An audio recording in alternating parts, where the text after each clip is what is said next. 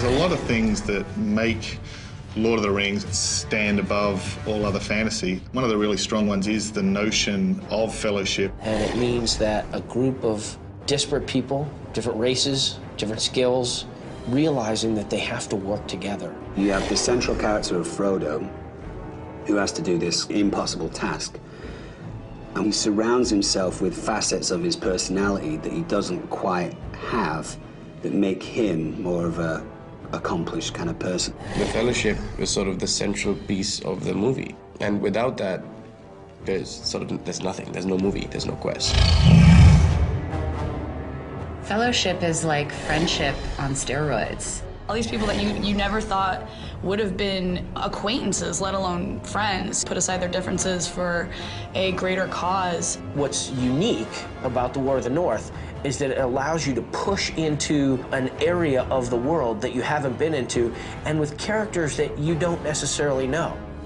Allow me to introduce my companions, Eredan of the Dunedain and Farin of Erebor. The fellowship that we're following is Andriel. She's a master of elven magic. And then there's Eredan, who is a ranger. And finally, we have Farin. Farin the dwarf, he's from Erebor, the Lonely Mountain. And he's very much a grizzled veteran. He's seen a lot of battles. He definitely knows what he's doing, too. He's killed tons of orcs, and he's willing to kill some more. He kind of enjoys it.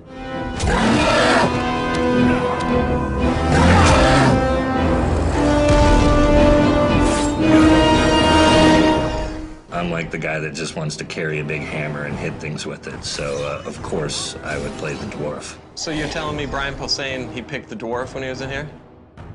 He looks like a giant dwarf. That makes sense to me.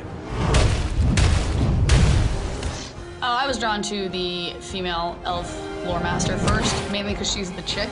And I feel like you don't always get the option to play as a girl. She's basically a secret agent, and she is a great fighter. She's, a few centuries old, so she definitely knows her way around. You have, your Dunedain ranger like Aragorn, so that's cool. He's been sent on a mission from Aragorn to accompany the other members of the Fellowship.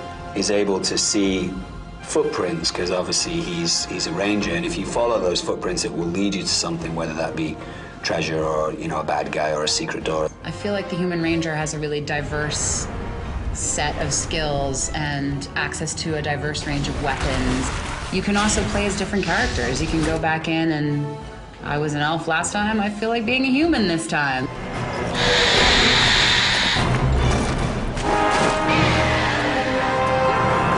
Initially, they're sent on a mission by Aragorn, but as they head north, they start to piece together more elements of the story and discover a much greater threat.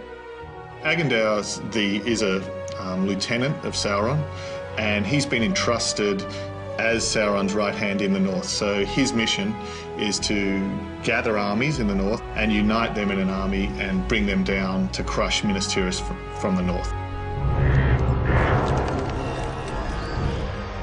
Agendaur, return at once and prepare your forces. We will have need of them soon.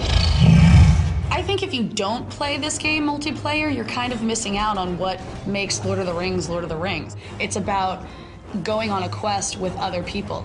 The cooperative game is incredibly important. You want to play with your friends. The idea of saving my friend from a battle sounds very noble. Take refuge here!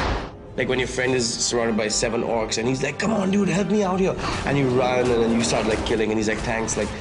That feeling is a feeling I probably will never have in my life as a real human being. So to have that through the video game is wonderful. You can play either split screen or online. So if you want to play with a friend on the couch or if you want to play with a friend who's in another state, you can do that. And you can mix and match those, so you could have 2 of you on the couch and someone else playing online. You have this feeling of your platoon, your group, your fellowship.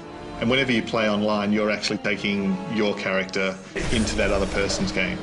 And the experience and the loot that you gain in that other person's game, you keep that and you retain that and you bring that back to your own game as well. It's just really trying to create something that is immersive, that people want to play again and again.